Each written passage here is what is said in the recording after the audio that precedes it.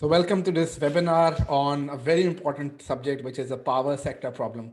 And then we hear a lot about power sector issues, circular debt, and Pakistan has these massive contracts with a lot of power companies where they're getting massive returns. And despite of that, like we still have power shortages in Pakistan.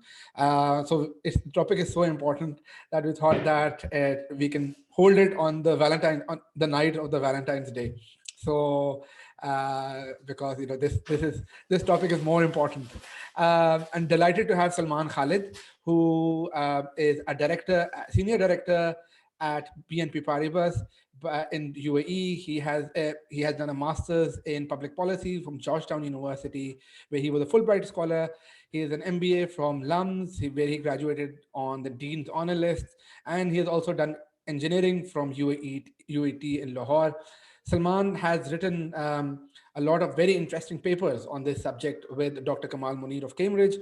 And I had the pleasure of discussing this sector with him earlier as well. So I learned a lot from him last time. So I'm really glad that Park Launch and Ali asked me to moderate the session with Salman, because I know he's extremely knowledgeable on the sector, and I know that all of us is about what's going on in the Pakistani power sector, and we are interested in knowing about how can this problem be solved and how did we get here in the first place. So Salman, delighted to have you again. Thank you, Ali. So Salman, the format which we discussed was Salman will give us an overview of this sector and the problem, and then how did we end up here, and then we'll do a moderated questions for 15 minutes. I'll ask him 3 or 4 top questions, and then we'll open up for Q&A for the rest of the 30 minutes in the session. We do have a hard stop after 1 hour, because the next session starts and my friend Hamad Khan will be talking about how to invest in the market. So with that, over to you, Salman. Please tell us, हम यहाँ पे किस तरह पहुँचे? Thank you, Lee. So I think, like all interesting tales, I mean, there are wheels within wheels and cogs within cogs in the story. But I would sort of keep it simple and sort of give you a brief overview of how we came to where we came and how we arrived where we arrived, and how is this really an issue which often we discuss a lot but not really discussed properly. And so to give you a quick background, it's the 90s and you have the People's Party government at the time in power, and public-private partnership models are in vogue. The World Bank is sort of pushing them through, and basically there's a shortfall of power in Pakistan. I think at the time it was roughly about 1,500 megawatts or so, and the government decides to basically use private players to install private power. And the way they did it was essentially saying, well, Pakistan is a developing country with a not undeveloped capital markets platform. We need to bring in private power and investors from outside. So let's offer them a deal which is essentially de-risked entirely for them. And the way they did it was essentially with support of the World Bank. They essentially said, well, guys, I'm going to give you a guaranteed offtake of your power. I'm going to pay for 100% of your power backed by sovereign guarantees. You can finance your project 80-20, which means 80% will be debt finance and 20% with equity. And that can be done obviously because there is a sovereign guarantee behind it for the offtake. Your entire operating costs are going to be a pass-through, which means that whatever costs you incur actually operating and generating the power for the power, I will pay you for them. Your debt payments will be a pass-through. So whatever debt payments you have for that 80%, I will pay for that as government of Pakistan. You just have to put in the 20% as equity and build a power plant and start supplying power to me. So this is the early 90s, the first power IPP in Pakistan. That obviously brought in, and on top of that, I think the important thing to know, they said effectively, well, we're going to guarantee you a dollar IRR, which was a bit unusual. And this dollar IRR is going to be essentially retained for the entire power purchase agreement, which is typically 25 years or so. So what happened very quickly is that you had a lot of power which was contracted. So you had a shortfall. Just remember, we had a shortfall of about 1,500 megawatts, and all of a sudden, we had contracted more than 3,500 megawatts. And so, interesting question, like why would the government contract 3,500 megawatts when there was a shortfall of 1,500 megawatts? You tell me. So this happened, and this all of a sudden you had excess capacity in Pakistan, for which you had to pay capacity payments. Now, for those who don't understand the sector, let me break it down very simply. The way it works is for private power under a contracted framework, what you do is you have capacity payment and an energy payment. Capacity payment covers your debt payments, your fixed costs, and your equity returns for your investors, which are also fixed under the model that Pakistan has. The energy payments are essentially the variable operating costs. So variable fuel, variable operating costs, O&M costs, and all that. So if each time you run the plant, you will incur variable cost. But even if you don't run the plant, I mean, the variable cost will go down, but you will still be paying capacity payments. So what you have is now all of a sudden lots of power available, which you are not running anymore because you don't need that energy. You have contracted excess capacity, and then you're paying for the capacity payments. So, and it's backed by sovereign guarantee. So if you default on them, you have a sovereign default, which obviously is not nice for a government to have. So you move from this period now into the 2000s where Nawaz Sharif governments is in, and then beyond that you have the Musharraf governments coming in, and essentially what they do is they wait till the point where you again have a shortfall, and then they again contract lots of capacity, which is more than what you require. Similar model, the model remains the same primarily. There are small tweaks here and there in the 2002 power policy, maybe a little bit more again, 2012, so on and so forth, but fundamentally the structure does not change much. Come to the 2000s, 2010 onwards, you have the People's Party government again, and you start hearing about rental power plants all of a sudden. And rental power plants are now being brought in as a short-term, short-gap solution because you have this apparently massive gap of massive energy shortage. But the interesting thing is that while you're getting those rental power plants in, you still have actually low utilization of existing long-term power plants, but you're still signing on rental power plant contracts, which again belies why, it sort of is not understandable in a way, right? Same situation again happens in the late 2000s, and you again go into the market and you get lots of Chinese power. And interestingly, while you get this Chinese power and you keep on adding generation all along, you don't have enough transmission systems to actually transmit that power. So two things are happening again and again. Each time you have a shortage, you contract more capacity than you need, then you wait for another shortage to happen, then you contract more capacity than you need, and so on and so forth. And you keep on doing it again and again as a state, again across different political governments, year after year. At the same time, you're structurally not evolving your policy remains the same. So the way Pakistan actually contracts this power is very interesting. It essentially it's been doing bulk of these since 1994 is saying, okay, I need some power. Can somebody come and propose a power plant to me? And you would ask me what that means. So somebody comes and says, well, I'll sell you power for, I'll build a power plant for you. It's going to cost me X. You're going to pay me Y tariff on that. And the regulator will say, okay, I'm looks okay, but maybe you should tweak this a little bit, bring it down a little bit, and maybe I'll contract power from you. That's been generally the model Pakistan has been doing. So it's not a competitive process, which is interesting. I mean, historically, most of the power that has been contracted in Pakistan is not gone through competitive bidding.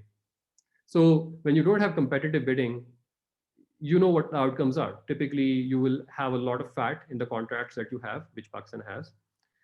You have indexed contracts, so dollar index contracts. So each time there's a devaluation, you keep on burning more and more in terms of rupees.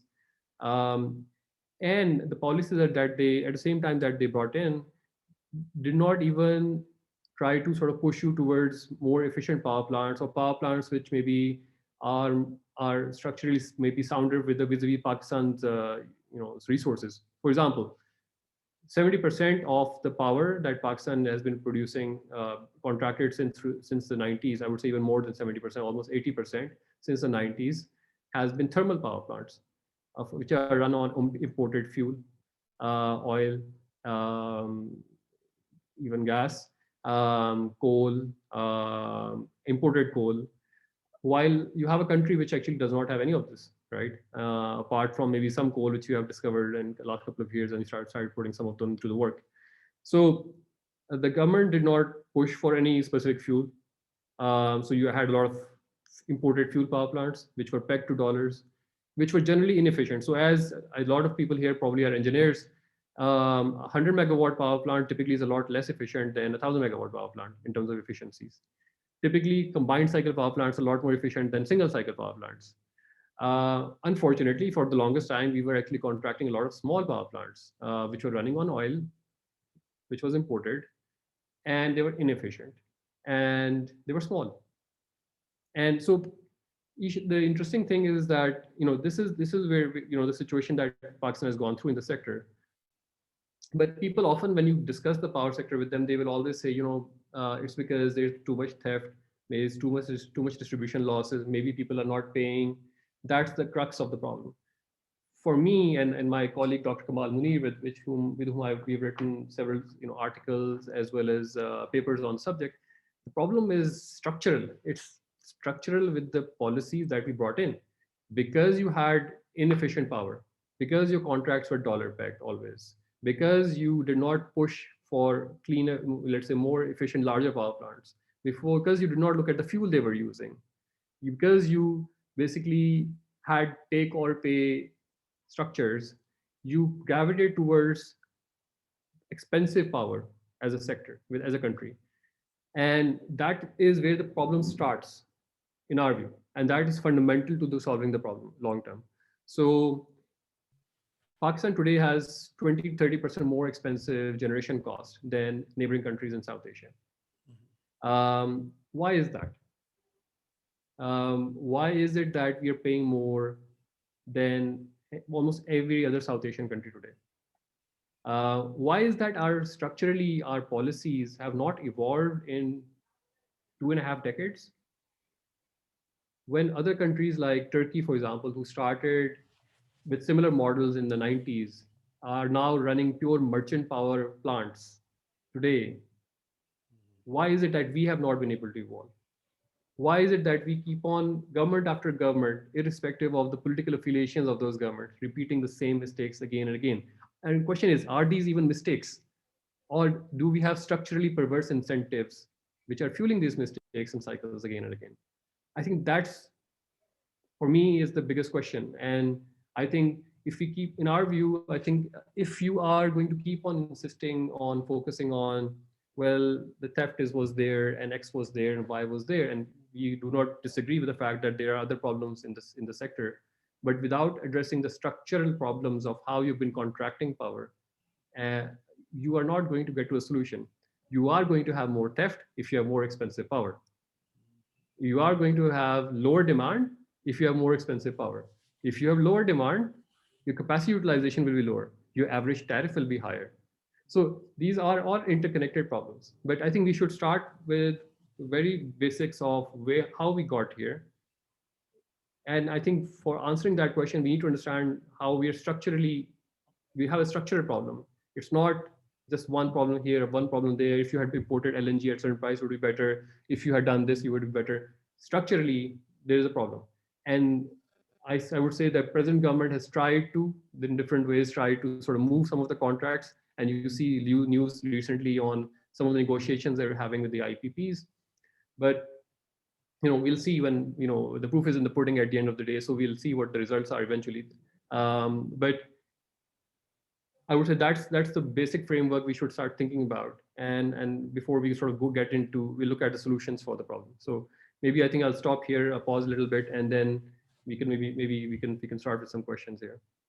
Well, thank you, Salman. This was very interesting. And as you highlighted that, interestingly, this is not a one government problem. This has been, every government has followed the same policy.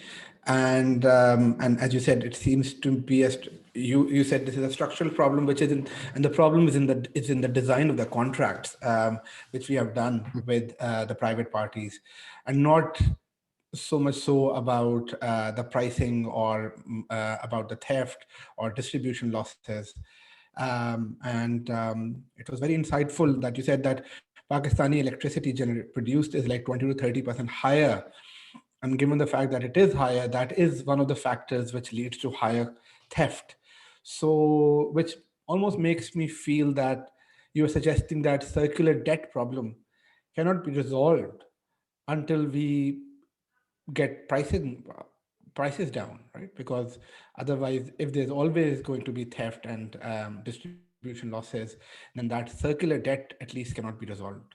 Can you give us some color on your views on circular debt, and is there a Yeah. solution to that? Yeah, so I think in layman's terms, I mean, effectively what happens is that you produce expensive electricity, and then that expensive electricity you are selling through your system, and it basically from generation it goes to transmission, and from transmission it goes to distribution, and all along the chain you have losses in the transmission and distribution and theft. So which happens, and it's not abnormal for that to happen in developing countries. I mean, it is part of the game in a sense. Part of a certain amount of theft, a certain amount of losses are considered acceptable levels. Obviously, the lower they are, the better it is, and obviously there is much to be done within that chain in reducing theft and losses. But having said that, what essentially is feeding is starting point expensive electricity, which then you have losses and theft.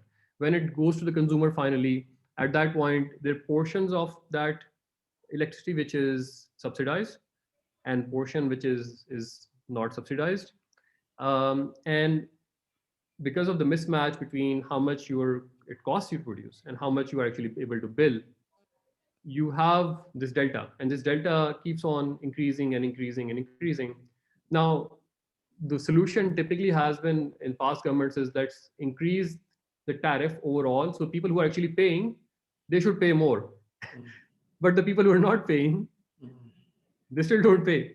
So it actually penalizes people who are actually paying customers most of the time. And you keep on raising the tariff. So when you keep on raising the tariffs, there is a negative relationship here, right? So the more you raise the tariffs, the more you're incentivizing for the theft. So you can only push that so far, right? After a certain point, it has a negative feedback loop. So Pakistan today has excess capacity on the generation side. Okay. And then, as I discussed earlier, you have capacity payments which are there irrespective because you have the nature of the contracts you have. Even if you don't dispatch those plants, you will have to pay them capacity payments. And so, in a way, there is an argument which is to be made that rather than just raising tariffs and again and actually forcing paying customers to actually go towards the theft model, you may actually reduce tariffs to increase demand, because demand is also inversely proportional to your tariff, right? So there's an argument to increase demand by reducing tariffs to a certain level, reducing tariff and increase generation. So when you increase generation, capacity payment, the capacity payments that you're making average out. So when they average out, you may actually over a period of time see some reduction in overall cost of electricity that you're supplying per kilowatt hour. So there are other measures you need to do. That is obviously, some theft has to be controlled, transmission losses have to be reduced, distribution losses have to be reduced. But I think you should start thinking about also addressing the problem the other way. If you have 25,000 megawatts of generation, and out of that 7,000 megawatts sitting idle, and you're still paying 7,000 megawatts of capacity charges, then I would maybe sell at side lower cost, dispatch maybe 25,000 megawatts of power, but per kilowatt hour generation cost goes down. And if tariffs are going down, your demand will go up. So you have overall more electricity available at a lower cost. Something to think about. This is But yeah, this is a very good suggestion, and I've not seen this before, so it's very interesting. Um, I don't know how IMF will take that advice though, in terms of reducing tariffs. I have another I think question. that So is we still have 42 people on the call, and we will be open for questions in 9 minutes. I've seen that people have already started posting questions on chat, which is great. So I'll ask them to Salman. Before that, Salman, you mentioned that you gave the example of Turkey. And it seems that in the 90s, the policy which Pakistan followed was the standard policy which most developing countries followed at that time. But as you said, that it seems that Pakistan has not evolved, while other countries, like you gave the example of Turkey, have progressed from that policy. So, are there examples of other countries which followed Pakistani path and are facing similar problems? And what's the solution which they have found to this problem? yes. So I think Turkey is a good example to start with, and I think we can also look at India across the border, right? So Turkey starting is, I think, is they started with the same model as we did at the same time, pretty much in mid 90s. What they did was slowly they said fine for the first power plants because you don't have a private power market, because the credit rating of the country is not that great. We need to establish some track record. That's great. We'll start with these models, which guarantee the risks are entirely taken by the government, and so on and so forth. Then, around early mid 2000s, what they said is, okay, fine, the market is not sufficiently evolved. We need to start sharing some of the volume risk with the off taker. So the volume risk, when they started shifting, what that meant essentially was, um, instead of saying I'm going to guarantee all your payments, whether I'm using you or not, and this is essentially called a take or pay model, which Pakistan uses. I'm going to shift to a take and pay model, which effectively what you mean is, you're going to pay for what you use. So when you say I'm going to only pay you for what I use, what that does is, obviously, if you are not dispatching a power plant, you're not going to pay for that electricity. Now, obviously, that increases the risk for that power plant producer in the meantime. But if you have a situation where demand is outstripping supply generally, then that's a risk you can absorb. You can obviously make your business model around that. So you may have slightly higher tariff per kilowatt hour initially, but government is no longer taking the risk of basically shifting of demand and supply over time. Number two, what they did is essentially they've sort of depegged the tariffs from dollar. So local currency, lira tariffs for lira investments, effectively. So now you've seen Turkey. I mean, the Turkish lira is as volatile, if not more, than as a Pakistani rupee. I think in the last just 5 years, it's gone up from like almost $1 buying like 3 Turkish lira to now $1 buying 7 Turkish lira. So to give you a sense of how volatile that currency is, but they were still able to have lira contracts for power, right? So first step was move from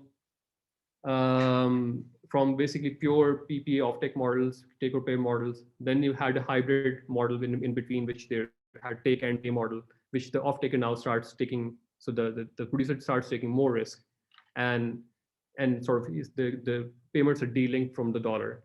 And third evolution that they've had is that they've moved towards a merchant market model for power. So merchant market model effectively says that instead of just I'm the government, I'm going to pay for all your power, I'm going to off-take all your power, I guarantee you the payment for all your power. You essentially have a grid which has suppliers, independent suppliers across the country connected to that grid, and they're providing power tariffs on a daily basis, on an hourly basis. And whoever obviously is providing cheapest electricity, you dispatch them, depending upon the demand and supply. So that's where they have moved. And that's the evolution of that industry, which has happened in 25 years in Turkey. India has also evolved. So India started with similar models as ours. Then it went to take or pay models, take and pay models. Now from take and pay models, they also have certain plants in the system which are now merchant, certain plants which are take and pay, and some old legacy plants which are take or pay models plants. Even in Africa, I mean, you see in countries like Ghana, Kenya, South Africa, they started with similar models as ours. They have started moving to take and pay models as well. So you see this continuum. Like, I'm not talking about, let's forget about Turkey. Maybe Turkey is more advanced than us. Even countries in our neighborhood, countries in Africa are moving away from that model, right? So what is fundamentally wrong and why are we stuck? I mean, that's something a question I cannot answer rationally. And so if you cannot answer that question rationally, then maybe there are other reasons behind the curtains we're not entirely following on No, this. absolutely. And I think we can move to the questions because there are a lot of them. And the first question actually points to the I think the point which you're alluding to. And um, Faisal is saying that perhaps corruption is the structural problem over here. As in, um, of course, there's no evidence of that, but empirically. But I think what Salman was saying earlier was that there is enough money in the sector at stake for this to be a substantial amount enough industry where people can use that capital to impact policy changes. And we were talking earlier, and Salman gave the example of Beria Town, कि जहाँ पे, which is much smaller in scale, but because the economic interests are so dominant that they are able to impact policy. So, and Salman, you were saying that this sector is actually bigger than sugar in terms of the total size of part of the economics involved here. This sector is much bigger than all of this. And just to give you a sense and the amount of money at stake here in this sector, um, I'm just looking at the power plants done under 2002 policy.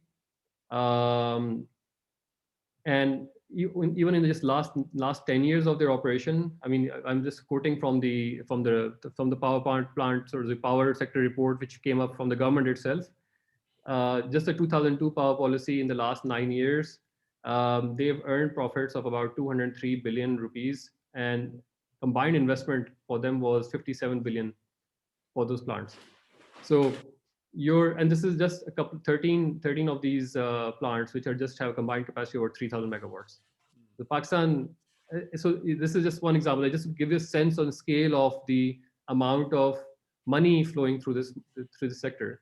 And not only that, I mean, you explain to me why is it that as an engineer, because I think lots of people on this forum are engineers, um, if a plant has a fuel efficiency of 35% in the contracts, and actually their efficiency is 40%, but the contract is paying them based on 35%, which means effectively what they're saying is only 35% of the energy in my fuel is converted into electricity, while actually they can convert 40% technically, but you're paying them based on 35%.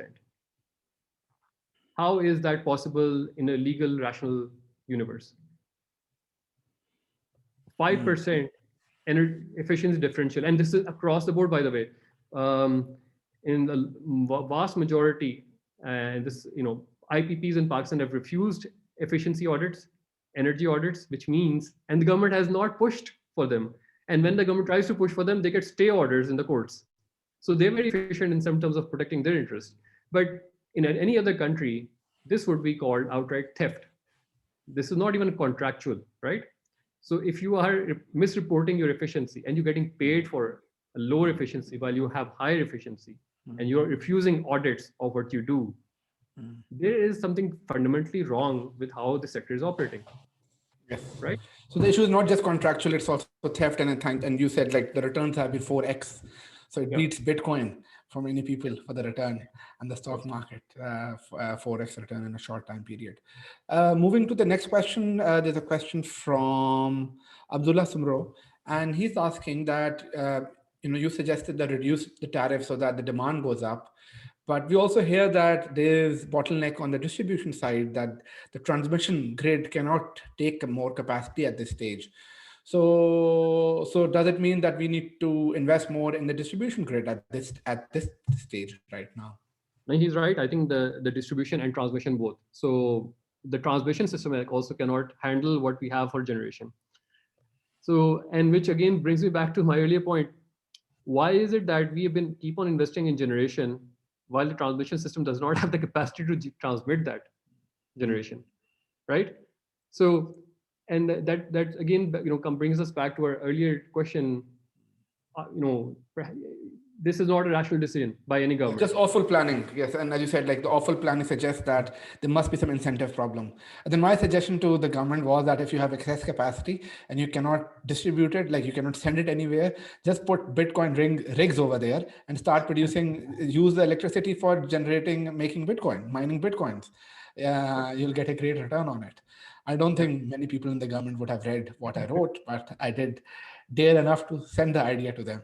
So moving to the next question, it's from Syed Farhan Shakil, and he's asking about solar energy. That we have hot summers and mild winters. So obviously, Pakistan should be a good place for generating solar energy. No, that's a great idea, Farhan. But the interesting thing is when India does solar, they do it at 2 cents per kilowatt hour. When Pakistan does solar, we do it at 12 cents per kilowatt hour or 14 cents per kilowatt hour. So the reason why I'm saying this is because the same structural issues, whatever we have, the same political economic issue that we have, it extends across all fuel models, whether it's solar, whether it's wind, whether it's tidal, whether it's thermal. We should definitely use a lot more solar. And I think there is a push now for competitive bidding, at least on renewables, which is great for wind and solar. And I think should be a big push in that direction. And cost of renewables is now actually competitive, if not lower than thermal generation, based on recent sort of efficiency gains on the panels. The only thing I would like to highlight is that solar and wind need to be load balanced, meaning that in power generation, you have two kinds of plants. You have plants which are base load plants, which basically provide your basic energy requirements. And then because your demand cycle goes up and down, so you have peaks and troughs, right? So for the peaks and troughs, you have load balancing plants. So plants which run on reciprocating engines rather than turbines, for example, which are easy to sort of increase in capacity and reduce capacity. Problem with wind and solar is that they have very variable production. So solar will only produce during the day. So you have generation during the day, but at night you have a shortfall. If you have obviously a lower demand, then that's fine, but you need to balance it out. Wind is seasonal. So in certain seasons it will produce, certain seasons it will not produce. So with increased renewables, you need to have increased number of load balancing plants. So you cannot have them in isolation. You need to have a load balancing plant with a renewable plant. But yeah, I mean, if I were the government, I would be focusing a lot more on renewables like solar and wind and tidal than thermal power plants. Thank you. There's the next question from Syed mentioned hydro electricity, and he's asking that why hasn't Pakistan been able to utilize this resource and produce cheap electricity? Because it is, Salman, is it hydro is the cheapest source of electricity for Pakistan, right? Hydro is cheapest source of electricity for Pakistan. And the difference is very substantial. Like even for the largest, most expensive hydro plants, I believe the last I checked, I think the biggest new plants that we're looking at coming into force, the Dayami Bhasha or others, which are massive plants, you will still be almost half or 1/3 in terms of per kilowatt hour production cost versus what you have in the IPP thermals. The thing with hydro, and this is a tragedy of our policy, we entirely focused on thermal power plants through the IPP policy, and we contracted too much power on the thermal side. And because we contracted too much power on the thermal side, there was lack of actually appetite to actually invest on the hydro side. So we actually went from 70-30 hydro versus thermal in the 90s to 30-70 by the 2000s. So we reversed the flip. We flipped the whole thing. For a country which does not have oil, we had 70% oil-based power plants or thermal-based power plants. And so it's essentially like Saudi Arabia trying to produce electricity with water. It's that's what we have put ourselves in. And the only thing I would say, hydro is typically a bit more challenging for private investors to do. and typically they do smaller plants. And the reason is because hydel has a number of, especially large hydel plants, have a number of complications which will make it more difficult for private power to do. So, for example, you have a longer gestation period for the hydel plant. So you will first need to vacate the area. You will need to deal with local people for the reservoirs because you need to build a reservoir, right? If it's a reservoir hydel plant. So purchasing the land, securing the land, then you construct. It's a large, civil works project. It will take you probably 5 to 10 years, depending upon the project you're working on, to construct the dam, if it's a reasonably large dam, right? So for private investors to look at investment over that time horizon is generally difficult, and they don't want to get into the difficulty of dealing with lots of people trying to vacate them from a reservoir. So these are areas where still I believe there is a role for large government organizations like WAPDA to play an effective role. You can still finance it through at the back end with private sector financing, like bonds, for example, project bonds, right? But there's an argument that you need to have government involved. And I think the model in Pakistan has been for the last several decades, 2-3 decades, is that let the private sector do everything. The private sector cannot do everything. They are market failures, which are basic sort of in things in economics. And in certain projects like this, which have long-term beneficial outputs for the country, but may not make IRR sense. You need to go in as a government to do those things, right? And so I would say there is an argument for that. Of course, run-of-the-river plants, which don't have reservoirs, smaller hydels, private sector can do. And I think we should encourage them to do it as much as we can. But for the large, big ones, there is an argument for us to do. And just to connect with that, I think for me, if you want to do large hydel, I think you should do it. But there is, if the financing is the challenge, because at the end of the day, the private sector is going to put in 20% of the equity. So if you're going to have a 100 billion project, they're going to put in 20, right? So you're essentially asking the company to do that 20. 80 billion is going to be debt financed, which is going to be at the back of government of Pakistan guarantees. So government has to pay for them anyway, right? And so when government borrows, the government borrows more cheaply versus a private sector player. So you not only pay higher interest on that borrowing, but you actually, for that 20%, you have to pay higher borrowing costs, and you basically just ask, you're bankrolling 80% of the project anyway. So my argument was actually, which on a different article I wrote some time back, you should actually structure this under a sovereign fund for Pakistan, whereby you actually place some equity there initially, but you also issue maybe bonds in the local market and international market against that. You actually build those large infra projects through those sovereign entities or SPVs, and they provide a yield, long-term yield, right? So with that long-term yield, it can be a nice, it can be a nice sort of investment program for Pakistanis in Pakistan and globally. Because you can provide a decent yield, it's a long-term play, it's a safe investment, and you don't necessarily need to have private players in all of these large projects. That's very interesting, Salman. I would love to discuss more that offline. There's a comment from Subhan, and he's saying good description of the problem statement. What are your recommendations and how to implement them, given that there's not much willingness in the government? I think you have discussed a lot of the recommendations, but I think the second part of his question is interesting, that given the fact that we know that the government seems to have little willingness, like little ability to change because of all the incentive problems that you mentioned, is there any light at the end of the tunnel? I think where there is a will, there is a way. And I think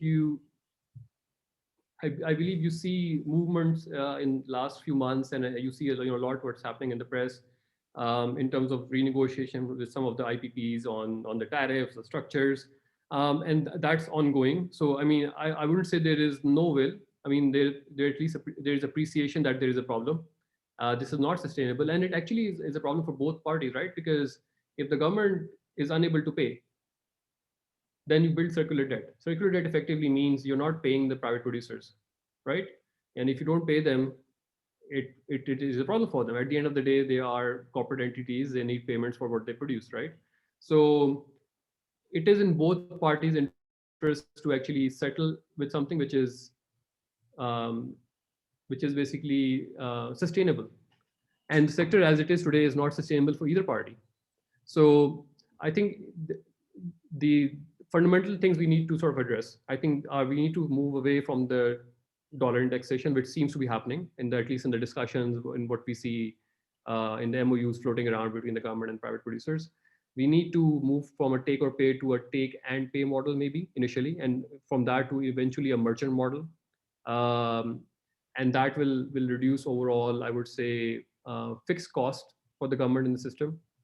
Number three, we need to really focus on now technologies which reduce the cost of generation and don't necessarily rely on imported fuels, right? So hydel needs to increase in the mix, renewables need to increase in the mix.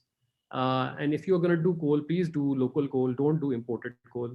So these are things which fuel mix we can address. Structurally, dollar indexation we need to move away. Fixed take or pay models, we need to move away from them.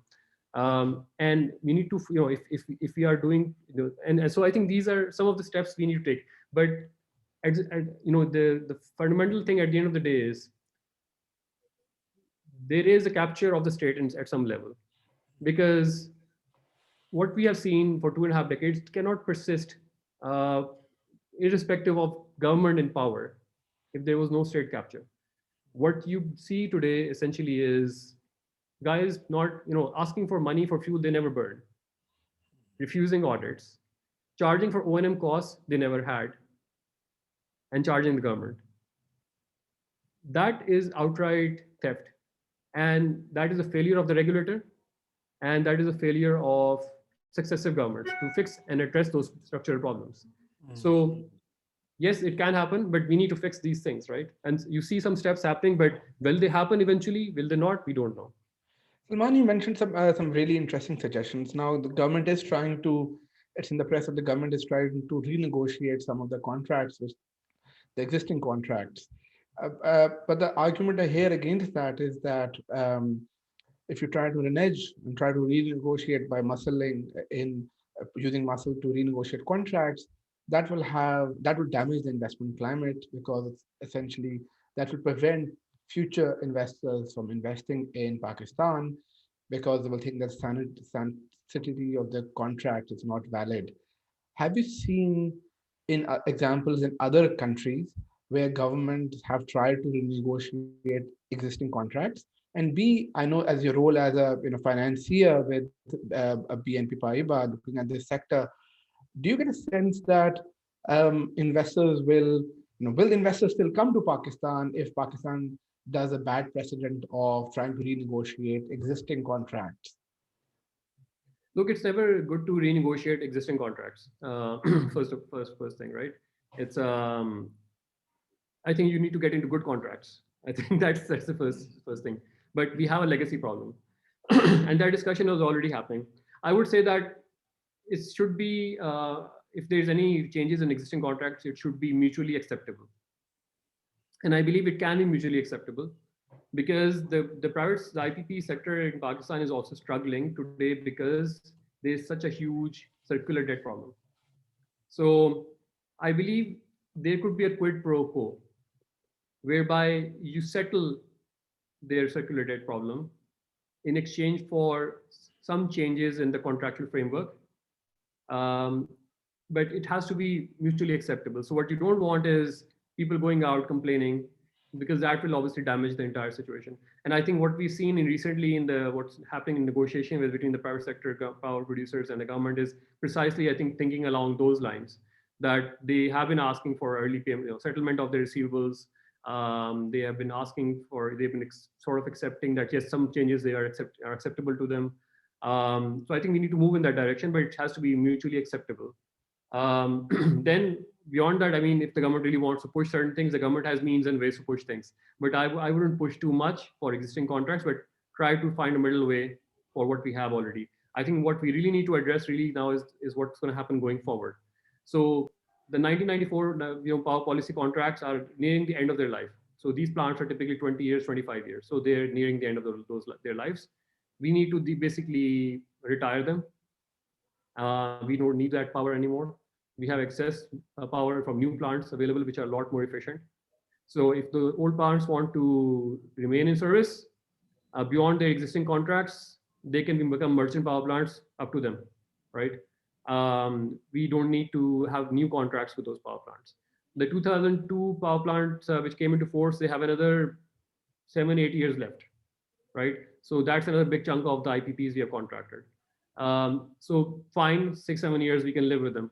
Yeah. So, but I think the important thing is what we contract going forward really has to be, has to keep in mind the considerations we have. We need to, and every new plant that or project that we go for, it has to be competitive bidding. And Got it. structurally, yeah. So No, it'll that's very happen. clear. Thank you. That saying that don't play around with the old contracts, but like the new contracts are coming up when the old ones expire. So there are a lot of questions. So I'll have to be a bit fast. We only have 14 minutes left, and we might not be able to address all of the questions given the fact that this is a popular topic and a lot of people have asked a lot of questions. So there's a couple of questions which I'll ask from Faisal Dilbagh, and he's asking, can you briefly touch the topic of converting conventional inefficient oil-fired power plants to coal-fired power plants? And secondly, what's your view on utilizing carbon credits? Yeah, well, I mean, the carbon credits are great. I think it reduces overall cost of financing for you effectively. And I think there on renewable side you can do it for wind power plants and on solar side as well. So that's something which there is a market out there, and I think the pricing obviously keeps on changing on the carbon credit side. But yes, I mean, I believe some people have tried to use carbon credits on Pakistani projects on the wind side, if I'm not mistaken. But definitely, it's an area we should try to work on our side. I think utilize it to the extent we can. In terms of the second question was around coal. So coal, I think we should, if we can, and it makes economic sense, we should try to convert the oil plants to domestic coal power plants. So please don't shift to imported coal power plants. If you're shift to domestic coal power plants. The other bit is, when you do shift or do make a shift, please use power plants which are technologies which are very efficient. So clean coal technologies. We have a lot of obviously Chinese investments coming in, which are great, but often what we end up with is a power plant which is less efficient on average than comparable, let's say, American power plant from GE or Siemens or whatever. So if you are shifting, please shift to something which is less polluting and more efficient, because you are going to pay for that long term from in different ways. Thank you. There are a couple of comments and from Zarak, which I want to raise. First, he's saying that the IPPs did not refuse any energy audit. He's saying the government never asked for energy audits. And he says that wheeling of energy has started in KP, free energy market is starting, and that is the future. And he's saying the latest solar to ZU Solar Electric is 4.7 cents. He's also saying something which I know that you have actually written in your paper, which you wrote to Dr. Kamal. He's saying it's not the take and pay model which led to the disaster in the power sector. It was a cost plus tariff that did the damage. And because of that, more expensive power plants were set up, which had higher costs because an ROI of 17% was promised. Hence, people shifted to lower gestation time power plants based on RFO instead of Heidel. So those are just a couple of comments from him. Do you want to comment on any of those? Yeah, so I think I think I agree with this assessment of the fact that it's a cost plus model, and that's what we alluded to at the start of the discussion. Maybe he joined a bit later. I think when we started discussion, essentially what we mentioned is that it is a cost plus model whereby they build power plants based on their notional cost, whatever they essentially say at the end of the day, and then add the return on top. But it's a mix, so it's not just one or the other. It's a mix of the whole structure, right? In terms of the I would say energy audits, what I can say is that government has asked for energy audits, and there are stay orders right now in the courts from IPPs. So I think if they don't have issues, they should not go for stay orders. Makes sense. Yeah. Just conscious of time, so moving to the next one, because I think you've answered that. That they asked the orders which contradict that statement. Zarar is asking that energy consumption growth and GDP growth have a perfect correlation. However, Pakistan has one of the lowest per capita energy consumption in the world. And as per studies, there's a requirement of over 35,000 megawatts of additional generation to bring Pakistan's capacity at par with the rest of the world. Um, what does the government need to do to get us to at global par level? The reason I picked that question up is because you described that Pakistan has gone into these waves of build more capacity, more electricity, and then the demand comes up. So how can we get demand higher more quickly? You gave one point that reduce the tariffs. Anything else? I think the I think the tariffs either way, I think too high. I think that's suppressing demand. I think that's one part of it, part of the problem. But I think it's also a question of the kind of energy, the industries that you have, and what, and then so I think the energy consumption per capita is a bit dependent on that as well. I think in right now you have excess energy available, and you don't have a transmission system which can transmit most of it, a big chunk of that, right? So maybe there is an argument for a big cluster, some industrial clusters close to generation sites, where you can provide maybe cheaper electricity to actually utilize that capacity. Because if you actually increase the production for these idle power plants, you will actually bring down average cost per kilowatt hour of electricity. So Got you it. may have certain energy intensive industries which you may want to have close to the power plants, so if you have problems on the transmission side. Thank you. Ali Fahad is mentioning that, reminding that in 10 minutes time, the next session will start, which is what to look for while investing in stocks. And this session is by a hedge fund manager in London, Dr. Hamad Khan, who's a friend of mine. He's a PhD in electrical engineering from Oxford, a GIK alum. So I'll strongly recommend people to stay on for that session as well. Hamad is brilliant. He has worked at top hedge funds in London. There's another question from Atif Ahmed, and Atif has shared some good reports and some good comments on chat as well. Salman, he's saying that coal is too dirty for in terms of the environmental impact of it.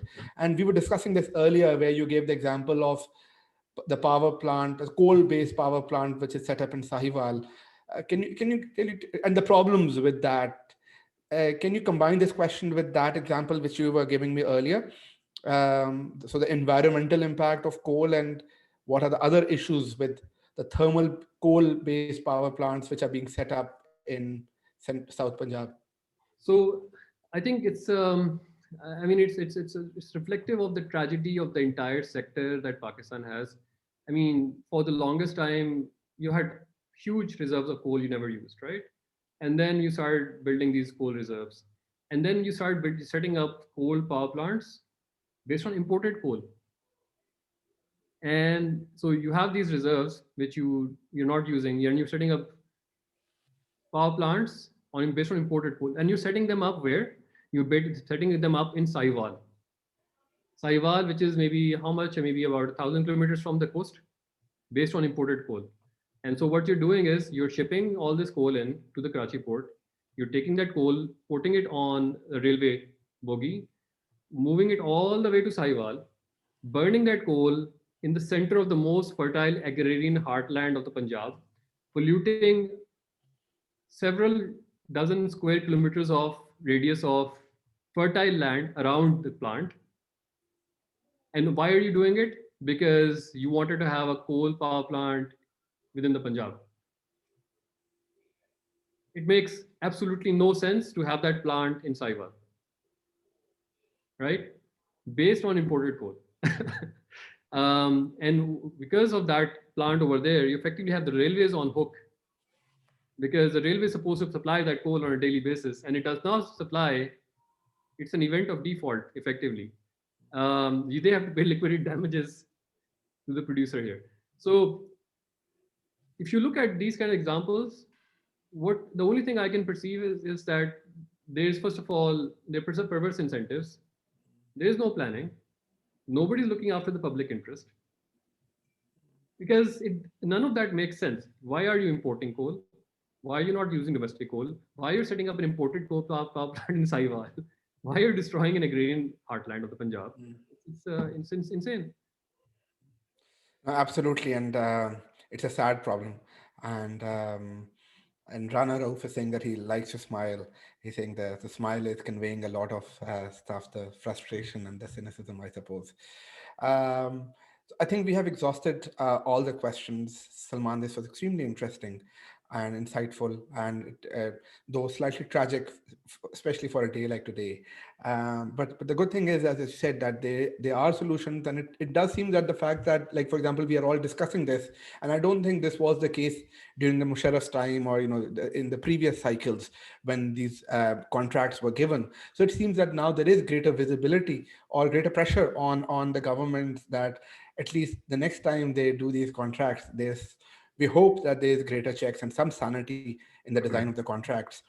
And I really, I think the point which you made, which is really, really important, that it almost seems logical that instead of government giving sovereign guarantees to private parties who then borrow at a higher rate, the government can just borrow on their own and somehow, invest directly, rather than being on the hook and sharing the returns with somebody else at a higher cost. So perhaps some kind of PPP model is more appropriate for such contracts. Um, Anything else, Salman, which we did not address in this? Which you have the last 3 minutes. So before we move on to the session with Hamad Khan. Look, I mean, I think I would just say that it's obviously a very large topic, and I think people have different views here. I think I just wanted to present a certain facet, which often, for me, is the most important facet, but it is ignored.